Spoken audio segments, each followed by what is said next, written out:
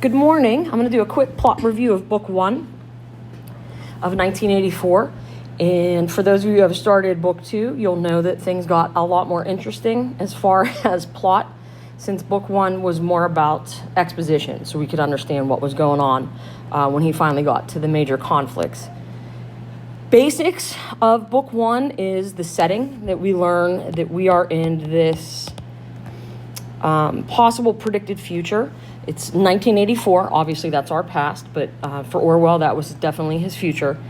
And we're in London, England, or what used to be known as London, England, but is now part of Oceania, which is a superstate in this predicted future. And we know that it's pretty run down based on all of the imagery that Orwell gives us, with all the dust and the buildings rotting and the elevator not working and all of that. So we know, like, the world's not a happy place. It's real gray. We also know, based on Winston's flashbacks, that this is roughly 25 to 35 years after the revolution supposedly happened, which is important. So you might want to jot that down. The society in which this book is set is encompassed by Big Brother being the head of the society or the leader of the government. And then we have the party itself, which is split into two components, the inner party and the outer party. And then we have the proles. Now, the proles comprise about 85% of the population. We find that out a little bit later in Book 1. So that's you're looking at the party being approximately 15% of the population, which is an important number to hold on to when you start reading Part 2. Speaking of the government, it's a totalitarian government. I don't know how many of you have had your government class or have heard this word before, but totalitarian means total control. And usually, if you look historically, totalitarian governments were enforced by a military rule, meaning they rule by force. Now, Orwell gives us this information in the very first paragraph when he says the clock was striking 13. For those of you who don't know, that's military time, so that means it's 1 o'clock in the afternoon. And the fact that the general population follows military time means that their military is kind of in charge of everything. So we get that right off the bat in that first paragraph. And then as we move through chapter 1, which you guys did a close reading on, we see a lot of imagery describing the guards and the weaponry and barbed wire and those kind of things. So we know that there is military rule. We also know that patriotism and loyalty are demanded. You don't get a choice. And we know this as we read through Book 1 based on the symbol of the telescreen, which I got to tell you, didn't really, television existed, but the telescreen where you were able to listen didn't really exist back then. So Orwell was, predicting that this technology would come to pass. We know this from the thought police, the fact that you weren't even supposed to be thinking against Big Brother. We know this from the propaganda that Orwell describes throughout, whether it's the posters that are stuck everywhere of the overlarge face of Big Brother, or it's the 2-minute hate that he goes into excessive detail about for a reason. Like, he wants us to understand that this is how extreme it is, that this is daily. 2 minutes every day they get together to hate their supposed political rival. Also, the constant announcements that come from the telescreen about, these great revolution things are happening, and, this is the success of the party and all of that. Okay? In addition to that, we have the different branches of the government, the different ministries, which are all in gleaming white pyramidal buildings. So imagine like the pyramids of Egypt, but all white, surrounded by dusty, rundown buildings, and that's what you got there. And there are 4 branches which have interesting names. the Ministry of Love, which deals with law and order, the Ministry of Plenty, which deals with economics, the Ministry of Peace, which deals with war, and the Ministry of Truth, which deals with news or propaganda. So if you haven't paused and taken some notes other than what's on the screen, I would highly recommend that. Rewind me if you have to before I move on. But that's huge, because that's the point of the entire novel, is how the government is dangerous if we don't pay attention to what they're doing. So if you need to pause, do that. I'm going to move on to the main plot. So this was the background that we got, the setting, and now we're going to talk about the main plot. Now, our novel is written in third person limited. So we don't see first person, we see kind of an observer watching and listening, like looking into Winston's mind, which I think Orwell kind of did on purpose. If it were first person, I don't know how organized his thoughts could have been, because that's kind of what the government fights against in this world. So that narrative might have been very similar to what we see in the diary that Winston keeps. So that would have been really hard to follow for us. So it's third person, and we have Winston Smith, who is a member of the Outer Party. He is coming home into his flat. He bought a journal like a week ago or something like that.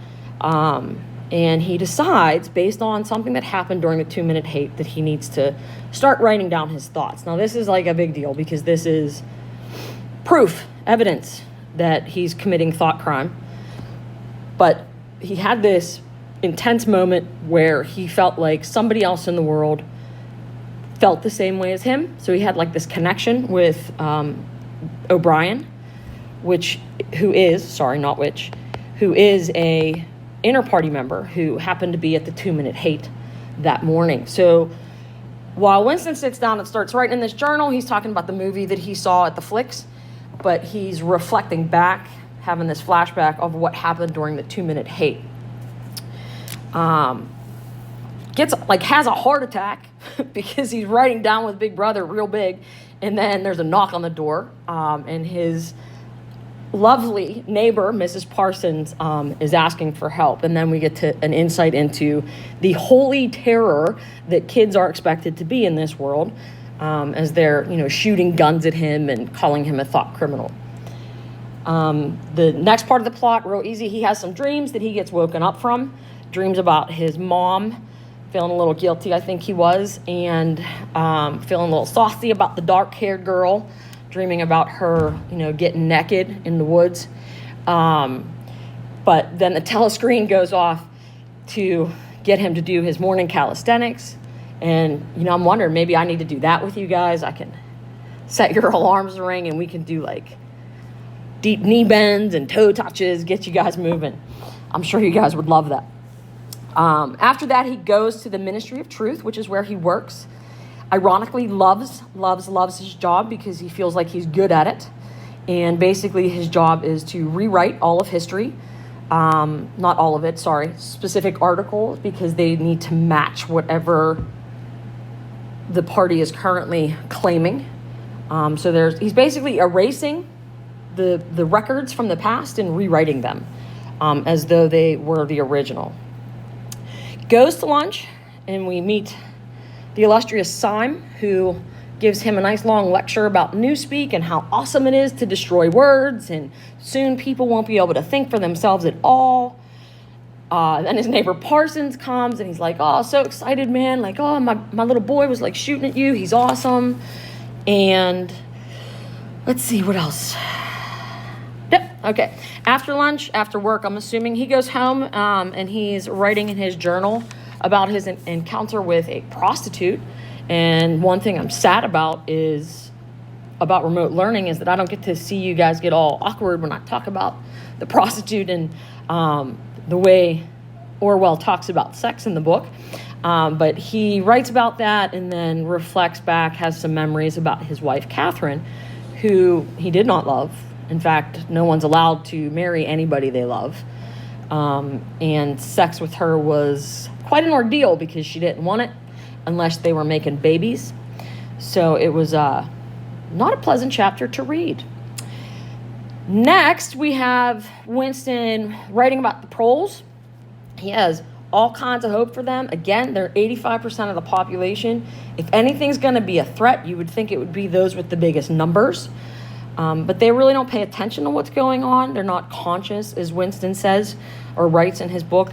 So until they become conscious, they're not going to rebel, but they have to rebel before they become conscious. There's a lot of paradox going on in this book.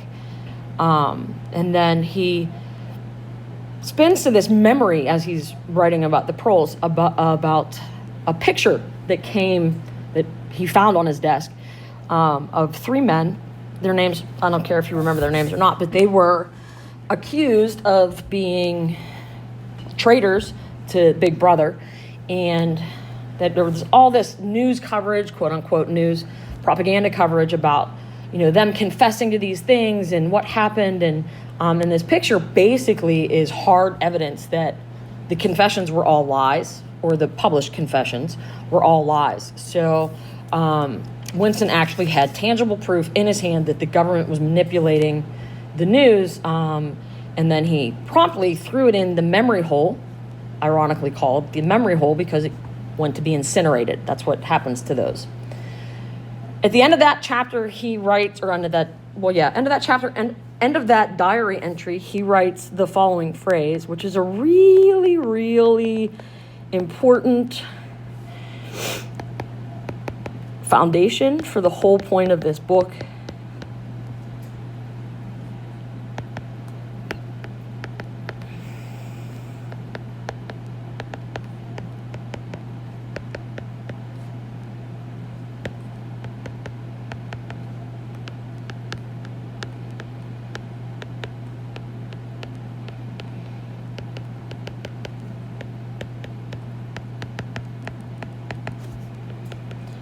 Freedom is freedom to say that 2 + 2 = 4. If that is granted, all else follows.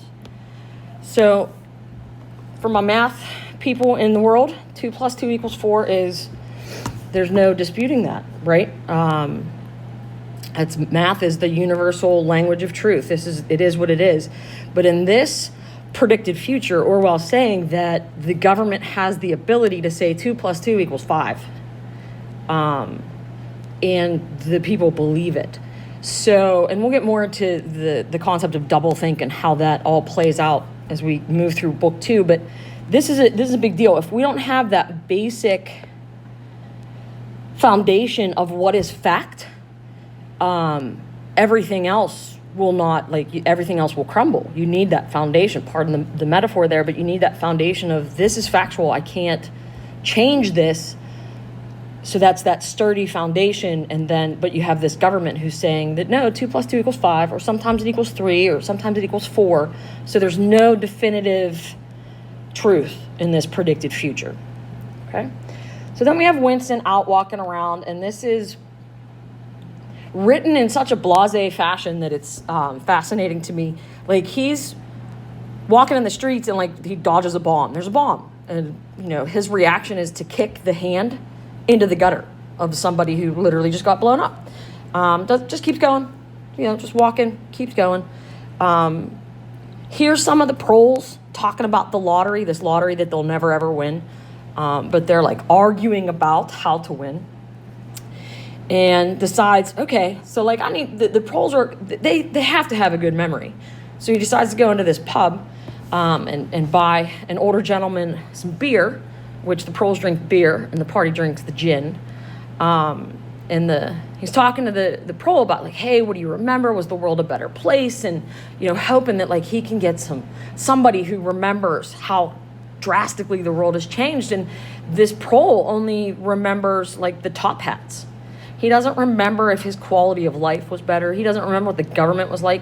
He only remembers the fashion of the time and how it's nostalgia to him, as opposed to focusing on the macrocosm of the world and what was going on around him.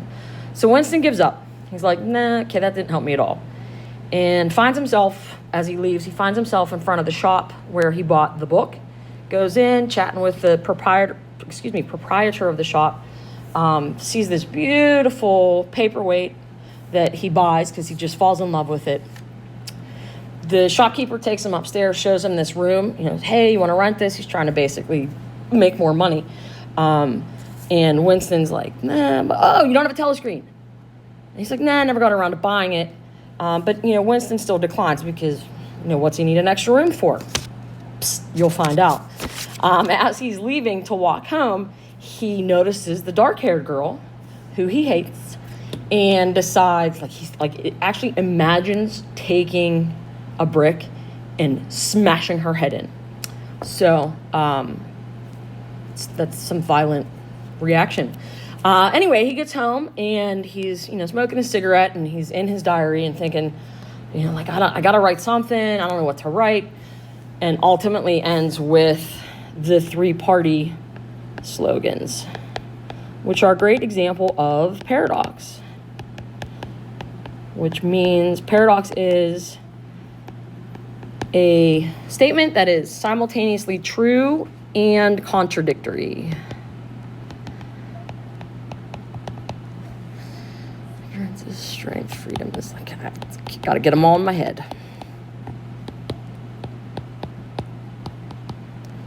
So that's a quick rundown with, moderate analysis of what happened in book 1. I'm going to go into more analysis in the next video, but this is a good way to review to make sure you got everything that was relevant in the first book, and that way you're a little bit better prepared for book 2.